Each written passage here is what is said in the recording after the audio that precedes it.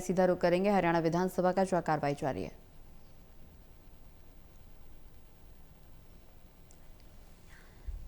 उसको सुन करके उबल जाता है और हमने वो इतिहास भी देखा है। एक माननीय अध्यक्ष जी, हमने वो इतिहास देखा है कि वंदे मातरम गीत से हमारे नौजवान साथी कंधे को चूम लेते थे।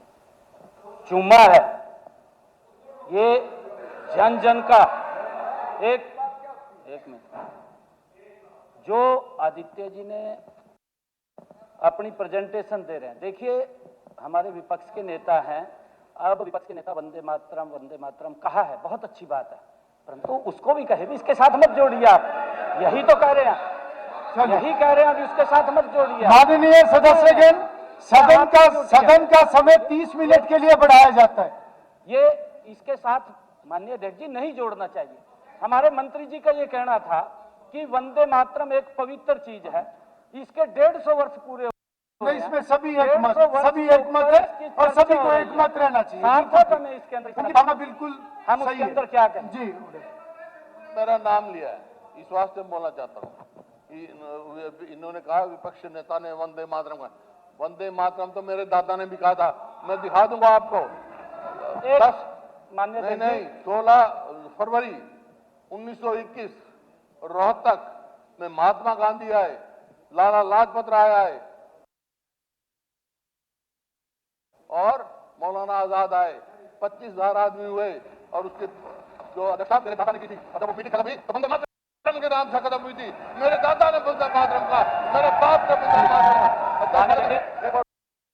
माननीय अध्यक्ष जी और जो आज माननीय अध्यक्ष जी आप बोले अध्यक्ष महोदय, इन्होंने कहा वंदे मातरम राष्ट्रगीत प्राप्त किया संविधान सभा ने।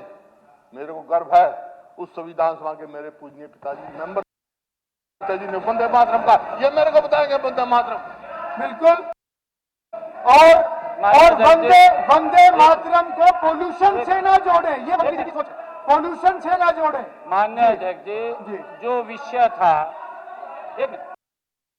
हमने किसी की भावना गलत नहीं, हमने सिर्फ यही बात, मंत्री जी ने भी यही बात कही।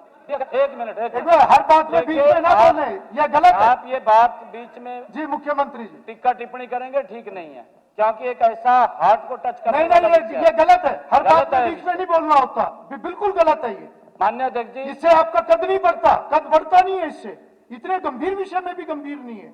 माननीय अध्यक्ष जी, मेरा सिर्फ एक ही शब्द कहना है, प्लीज चुप रहिए आप जी। एक ही शब्द कहना है, क्योंकि मंत्री जी का जो विषय था कहने का भी, इसको पोल्यूशन के साथ जोड़ रहे, इसको गंदे पानी के साथ, गंदे नाले के साथ, कितना लगातार विकास की तरफ बढ़ रहा है। परंतु अगर आप के समय की बात करें, वंदे मातरम तो ये हमारे पूर्वजों ने कहा, आपने कहा कि हमारी पीढ़ियां है माननीय साहब, परंतु अगर ये बात कही जाए कि वंदे मातरम का अपमान ये है कि बेटी बचाओ बेटी पढ़ाओ हरियाणा सबसे नीचे था, तो फिर क्या उसके साथ अगर जोड़ करके बात करेंगे? आपका समय था, आपका समय इस तरह की टिप्पणी अवॉइड करनी चाहिए, बिल्कुल नहीं। आप इसके ऊपर चर्चा करिए। नहीं जोड़े, स्वयं राष्ट्रगीत है, इसको किसी बात से जोड़ना गलत है। चलिए जोड़ रहे हैं, चलिए जोड़ रहे हैं। ऐसे निकाला जाए, वंदे मातरम को हम सल्यूट करते हैं, प्रणाम करते हैं, हम पुष्प भेंट करते हैं, और ये गंदे नाले और गंदे पानी की बात करते हैं, उसको कटवाया जाए इसके साथ से। ठीक है, ठीक है। कृपया इस प्रकार की कोई वंदे मातरम के साथ कोई ऐसा विषय ना जोड़ा जाए। इसमें सारा हाउस एकजुट है, सारा हाउस एक मत है इसमें। आदित्य, आप अपनी बात को करिए, आप अपनी बात रखिए। नहीं, अभी उनकी बात चल रही है, आप अपनी बात नहीं, आप अपनी बात रखें, आप अपनी बात रखें। नहीं, ऐसे नहीं, आपका समय चल रहा है, आप अपनी बात रखें। नहीं, कोई पॉइंट ऑफ ऑर्डर नहीं है इसमें, आप अपनी बात। माननीय अध्यक्ष जी, माननीय मुख्यमंत्री जी ने बोला इस सदन में कि वंदे मातरम पवित्र गान है, वंदे मातरम पवित्र गान है, लेकिन वो गान इस दुनिया में सबसे पवित्र चीज के बारे में है, हमारी भारत माता के बारे में। और अगर हम भारत माता के साथ जो हो रहा है और भारत माता की भविष्य के बारे में बात नहीं करेंगे, जब हम वंदे मातरम के बारे में बात कर रहे हैं, तो हम वंदे मातरम के साथ अन्याय कर रहे हैं। वंदे मातरम में एक और लाइन है, मलयज शीतलम, ठंडी शुद्ध हवा, लेकिन हमने अपने हरियाणा को एक गैस चेंबर बना दिया है। तो मैं फिर एक बार पूछता हूं, क्या हम मां को प्रणाम कर रहे हैं या उसे धीरे धीरे घोट रहे हैं? माननीय अध्यक्ष, ये बहस राजनीतिक नहीं होनी चाहिए, मैं मानता हूं हमें वंदे मातरम की गरिमा बनाकर रखनी है, लेकिन हमें ये ह्यूमैनिटी, ये मानवता की बहस होनी चाहिए, राजनीतिक नहीं। ये आने वाली पीढ़ियों की बहस होनी चाहिए, राजनीतिक नहीं। आज हम इस सदन में हैं, कल हम यहां नहीं होंगे, लेकिन हरियाणा की अगली पीढ़ी तो होगी, हमारे बाल बच्चे होंगे यहां, और मुझे ये डर है कि आने वाले कुछ साल बाद प्रकृति उनके लिए टेक्स्ट बुक में बस एक चैप्टर बनकर रह जाएगी। गंगोत्री के निकलते हुए शुद्ध गंगा जल सिर्फ एक तस्वीर रह जाएगी, पीपल के पेड़ की छांव सिर्फ एक कविता रह जाएगी। और एक बात कहना चाहता हूं मैं, जिस पार्टी का चिन्ह कमल है, कमल जो हमारी हरियाणा का स्टेट फ्लावर है, जिस पार्टी का चिन्ह कमल है, अगर आज हमने नदियां, तालाब, वेटलैंड्स नहीं बचाए तो यह कमल भी एक्सटिंक्ट हो जाएगा, विलुप्त हो जाएगा, विप्लुप्त हो जाएगा, एक्सटिंक्ट हो जाएगा। कमल नहीं बचेगा, कोई प्रकृति नहीं बचेगी। फिर क्या रह जाएगा? ना नारा रहेगा, ना प्रकृति रहेगी। इसलिए आज मैं सरकार से एक विनम्र अपील करता हूं, वंदे मातरम को हथियार मत बनाइए, ये विभाजन की, डिवाइसिवनेस की स्ट्रैटेजी मत बनाइए। अगर सच में वंदे मातरम का सम्मान करना है तो नदियां बचाइए, जंगल बचाइए, हवा बचाइए, और हर उस जीव को बचाइए जो इस धरती माता, हमारी भारत मां का हिस्सा है। क्योंकि वंदे मातरम बोलना आसान है, हम सब खड़े होकर वंदे मातरम बोल देते हैं, लेकिन वंदे मातरम जीना मुश्किल। तो आज जरूरत सिर्फ वंदे मातरम के नारे की नहीं, न्याय की, नीति की, नीत की है। और मैं इस उम्मीद के साथ मैं अपनी बात समाप्त करता हूं। जय हरियाणा, जय भारत, वंदे मातरम। श्री योगेंद्र राणा।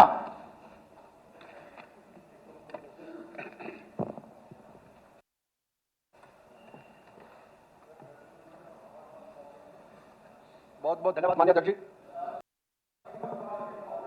माननीय अध्यक्ष जी, आज इस सदन में खड़े होकर भारत की लोकतांत्रिक परंपराओं के साक्षी, कॉपी तो चाहिए, इस पावन मंच से हमारे पास मैं उस सब प्रस्ताव की कॉपी नहीं है। चला गया ना, प्रस्ताव 54 में प्रस्ताव लेके आए, प्रस्ताव की कॉपी तो दो हमारे को। अगर नहीं है तो भिजवा देंगे, हो रहा है अभी चेक करो। अगर खाली राष्ट्रगीत का वंदे मातरम पे हो रहा है तो मैं आपसे निवेदन करता हूँ, इसमें कोई चर्चा का विषय ही नहीं है, किसी को उसका विरोध ही नहीं है। ठीक है, उन्होंने पढ़ा है, मैं चर्चा चेक करा। को विरोध ही नहीं है। ठीक है, योगेंद्र जी। माननीय अध्यक्ष महोदय, आज इस सदन में खड़ा होकर भारत की लोकतांत्रिक परंपराओं के साक्षी इस पावन मंच से मैं उस शब्द की वंदना करता हूं जिसने इस देश को जीना सिखाया, लड़ना सिखाया और अंततः गौरव के साथ खड़ा होना सिखाया। वह शब्द है वंदे मातरम। अध्यक्ष जी, यह महज दो शब्दों का नहीं, यह उन करोड़ों ज्ञात अज्ञात क्रांतिकारियों के संकल्प की आहुति है। जब अंग्रेजों की बंदूक के सामने निहत्थे भारतीय खड़े होते थे, तब उनके पास ढाल नहीं होती थी, लेकिन उनके पास एक मंत्र होता था, वो था वंदे मातरम। यह वह गूंज है जिसने अपने साहिबजादे कुर्बान कर दिए, लेकिन अन्याय के सामने से नहीं झुकाया। यह वह स्वर है जब जब दुश्मनों ने हमारी सभ्यता पर प्रहार किया, उन्हें दर्द की भरी चीखें नहीं बल्कि वंदे मातरम की जय घोष की आवाज सुनाई दी।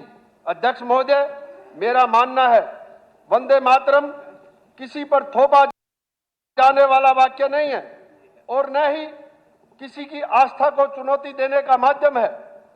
यह तो भीतर से उपजने वाला वह भाव है जो हमारी मिट्टी का जुड़ाव है और हमारी पीढ़ियों की भावनाओं का संगम है। यह वह अनदेखी शक्ति है जिसने गुलाम भारत की जंजीरों को तोड़ने के लिए इस राष्ट्र में नए प्राण फूके थे और आजादी के मतवालों की टोलियां खड़ी की थी। हमें स्मरण रखना होगा कि सत्ताएं आती जाती रहती हैं, लेकिन राष्ट्र स्थायी होता है। संविधान कि आत्मा तभी सुरक्षित रहती है जब राष्ट्र की चेतना जागृत रहती है। भले कानून ही शब्दों में बनते हो, लेकिन लोकतंत्र सिर्फ और सिर्फ विश्वास से चलता है। वंदे मातरम उसी अटूट विश्वास का नाम है। माननीय अध्यक्ष महोदय, मैं आपके माध्यम से पूछना चाहता हूं कि कभी किसी ने सुना अमेरिका माता की जय? किसी ने सुना ऑस्ट्रेलिया माता की जय? किसी ने सुना इंग्लैंड माता की जय? ये भारत ही है जहां पर भारत माता की जय का जयकारा लगता है। ये हमारी संस्कृति है, हमारी सभ्यता है, ये वीरों की भूमि है, ये महापुरुषों की भी भूमि है। इसलिए यहां पर भारत माता की जय का जयकारा लगता है। अध्यक्ष जी, भारत माता की जय के जयघोष से, वंदे मातरम जयघोष से हर देश भक्त के रोंगटे खड़े हो जाते हैं। और वंदे मातरम वो भाव है जो प्रत्येक भारतवासी के हृदय में स्वतः उपजती है। ये देश के कण कण में वंदे मातरम, हर देश भक्त के जीवन क्षण क्षण में है वंदे मातरम। इसमें भगत सिंह के फंदे की चूमने की खनक है, चंद्रशेखर आजाद की आखिरी गोली का स्वाभिमान है, बंकिम बाबूजी की लेखनी से निकला यह स्वर गुलामी की काल कोठरियों से गूंजती आजादी की पहली किरण था। अध्यक्ष महोदय, जब हम इनके शब्द पढ़ते हैं, सुजलाम सुफलाम मलयज शीतलाम, तो दुनिया को लगता है हम केवल प्रकृति की बात कर रहे हैं। लेकिन एक राष्ट्रभक्त के लिए इसके अर्थ रोंगटे खड़े कर देने वाले हैं। माननीय अध्यक्ष महोदय, माननीय मेरे साथी कह रहे थे कि सुजलाम, इसका अर्थ मैं इनको बताना चाहूंगा कि मीठा जल नहीं, उन माताओं आंसुओं के आंसुओं और वीरों के लहू से सिंचित धरा है जिसने अपनी प्यास बुझाने के लिए कभी झुकना स्वीकार नहीं किया। सुफलाम, यह धरती केवल फल और अनाज नहीं देती, यह वह धरा है जहां पर चंद्रशेखर आजाद, भगत सिंह, तेग बहादुर, सुभाष चंद्र बोस जैसे महापुरुषों की फसल यहां पैदा हुई है। शस्य श्यामला, यह खुशहाली उस बलिदान की है जो सीमा पर खड़े जवान, खेत में डटे किसान के पसीने से आती है। माननीय अध्यक्ष महोदय, दुर्भाग्यवश कुछ लोग राष्ट्र प्रेम से प्रेम की संदेह